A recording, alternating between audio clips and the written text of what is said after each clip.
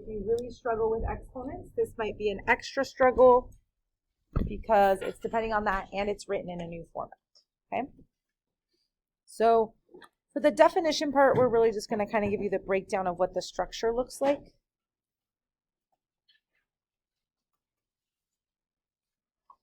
So this is how things will look.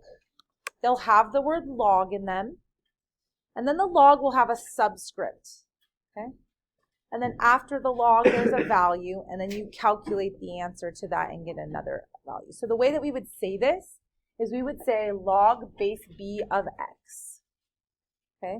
So a log has a base attached to it, and you need to take the log of something. Like in geometry, sine function, if you just push sine on the calculator and press enter, it doesn't do anything because you have to have the sine of something, right?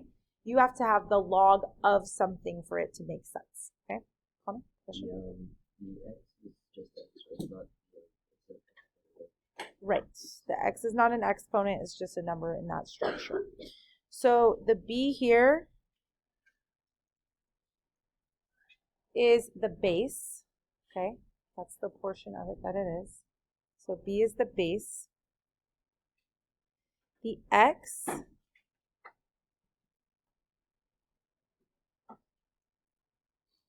is the value of the power. Okay. And if you're struggling a little bit with what that is, we'll give you a number answer in a minute. And then the y is what you normally use as the exponent. Okay. So really, the log is asking a new question.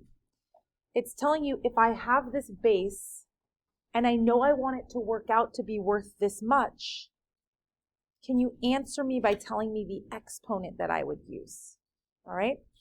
So a couple of things about it. One, we'll give you some context with numbers to compare it to. And two, a little bit deeper into the explanation that base.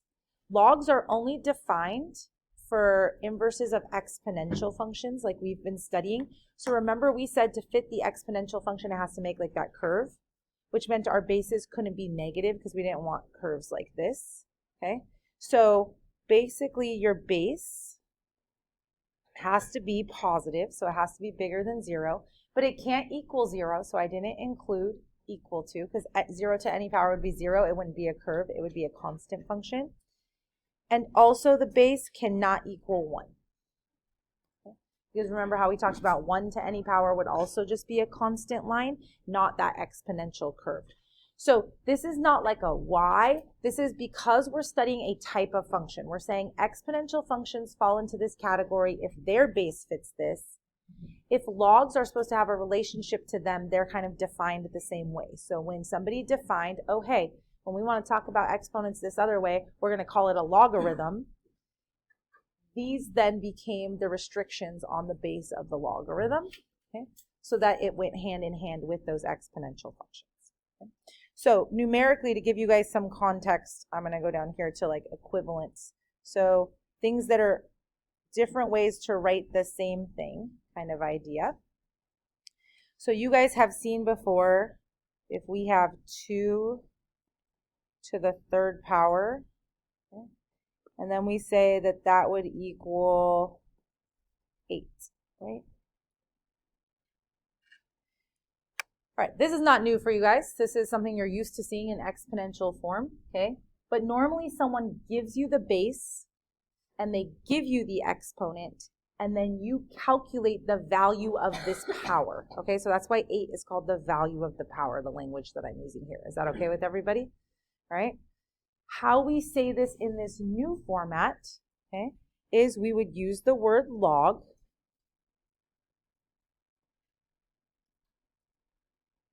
The base would be 2. The value of the power is what they would give you. So here's the difference. If you're calculating a logarithm, they're not giving you the base and the exponent. And this is why you wait a while to learn logarithms. If you weren't good at exponents, this would be killer, right? But now you guys have spent a couple years dealing with exponents. You understand what they do thoroughly. So now we can ask the question in another way. If you know the base is 2 and the power is supposed to work out to be 8, the answer to the logarithm is which exponent was used. And the exponent that's used is 3 in this case. Sorry, I cannot get this to work right, and then I'm not patient enough. All right, so do you guys see where the pieces went? So we're used to the question being asked that way. We just now want to get used to it being asked this way. Connor?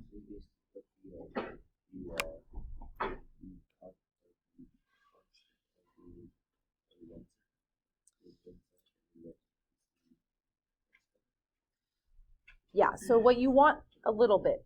So the one thing you guys should notice is the base is still the base. Like a base in an exponential function is a base in a logarithmic function also. The answer to an exponential, so in an exponential, you're given the base with the exponent, and you're calculating the value of the power. In a log problem, you're given the base with the value of the power, and your answer is the exponent. Okay? Is that all right with everybody? Okay. So those are interchangeable things saying the same thing. You're really used to one way, you're probably not so used to the other way, and our goal is to get you used to it. Back up here, this common log function. One comment about that because you'll see it. So common log literally means kind of what it's saying. It's really common for us to use it. So in our number system, do you guys know what base our number system is based on? 10, right? There's like a ones place, which is like 10 to the 0 power. There's a tens place, which is like 10 to the first power. There's a hundreds place, which is 10 to the second power. So the whole reason like scientific notation uses 10 to powers is because our number system is based on tens, and that's moving different decimal places. So if our number system is based on 10, a base of 10 would be a common thing to use for stuff. And so our common log is a log with a base of 10. So we might think about it when I say that, like this is what should pop into your head, that it's a log with a base of 10. But then what I need you to do is kind of convert that thinking to be okay with this. They actually don't write the base. Oh, sorry, I should have put X. They actually don't write the base when they're dealing with log base 10. So how many of you guys have seen that log button on your calculator? And it just says log. Guess what base that button is implying that it's using? 10. They don't write the base, but we're supposed to know that when they don't write it, they must mean 10 because that's what our number system is based off of. So your calculators might be able to calculate logs of different bases, but if they do, it's something way in there in some of the functions in the calculator. It's not a button that's right on the front, okay? There's 2 log buttons on the front. Log is one of them. There's a different one on there. Okay, it doesn't say log, so you probably don't know what it is yet. But there's like, if you type this into your calculator, if you typed right now log of 8, it's not going to give you 3 because it's using log base 10 of 8. So it's going to give you some crazy decimal that's the power you would put on 10 to get 8. Okay? Is that all right with everyone, how these kind of work? All right, so what is log base 3 of 9? Can somebody raise their hand and tell us what it would be and why? Katie. Good. Okay, so 2 is what it would be and why, Katie? Good, because 3 to the second power makes 9. And Katie totally caught herself, but classic is like multiplication. We want to multiply. Our brain just wants to go there. So like 3 is a common answer for this because people are like, oh, 3 times 3 makes 9. I know that.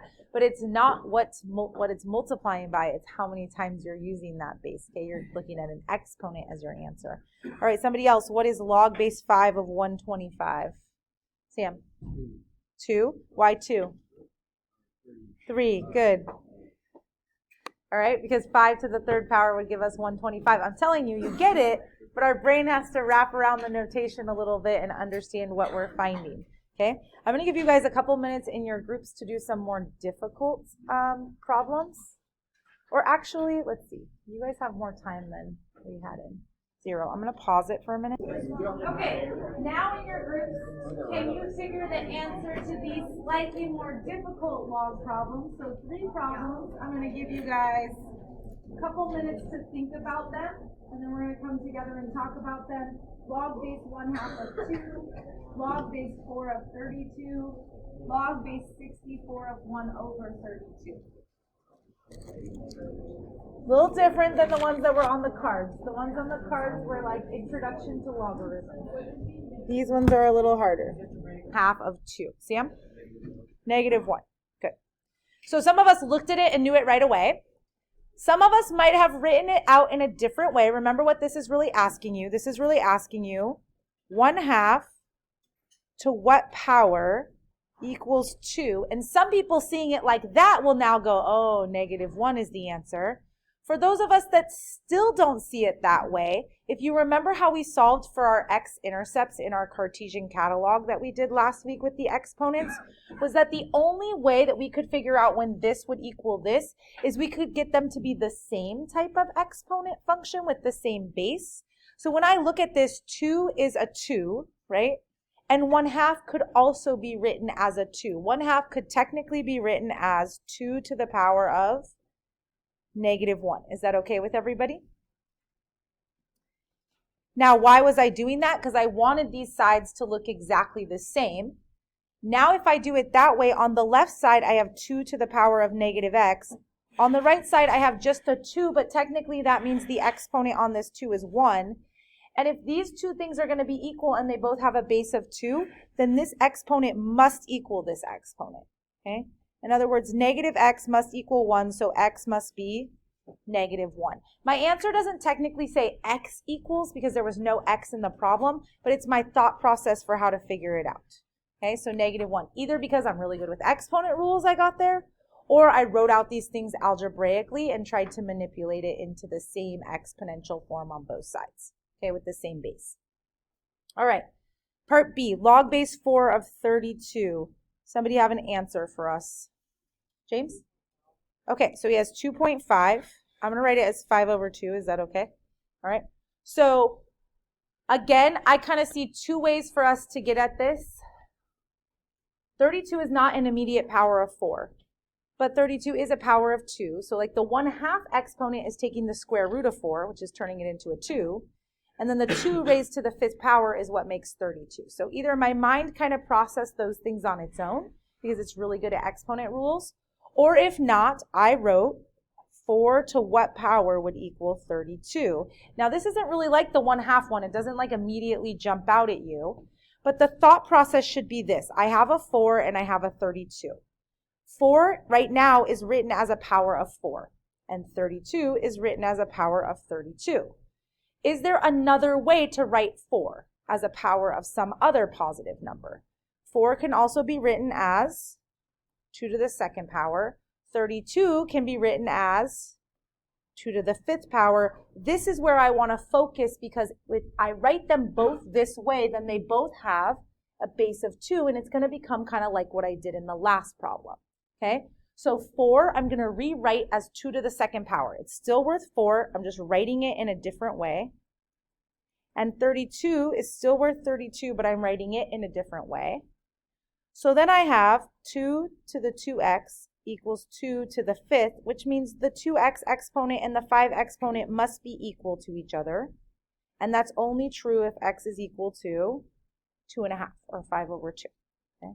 Again, I don't write x equals in my answer because this problem wasn't about solving for x, but that's just the process that I went through. Okay?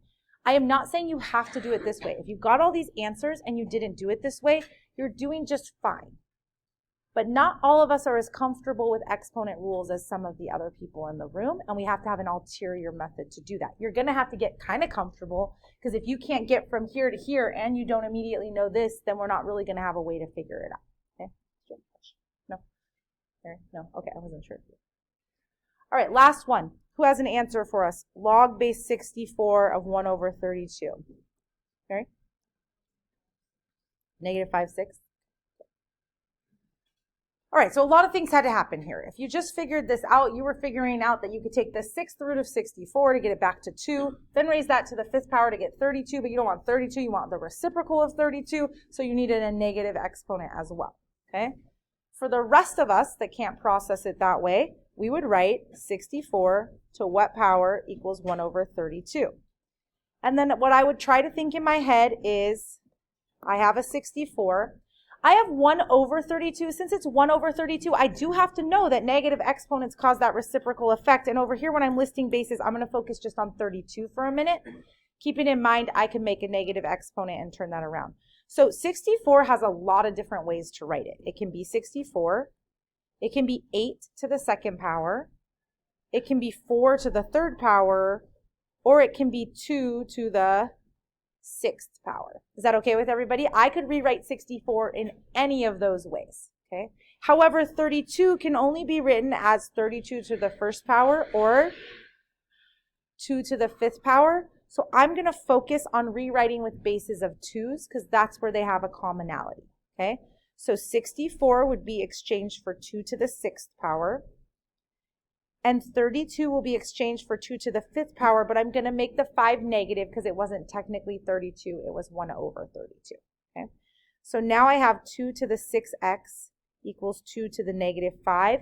And again, the only way these two things will be equivalent and equal to each other, since they both have a base of 2, is if these exponents are really equal to each other. And the only way that 6x is going to be equal to negative 5 is if x is equal to negative 5/6.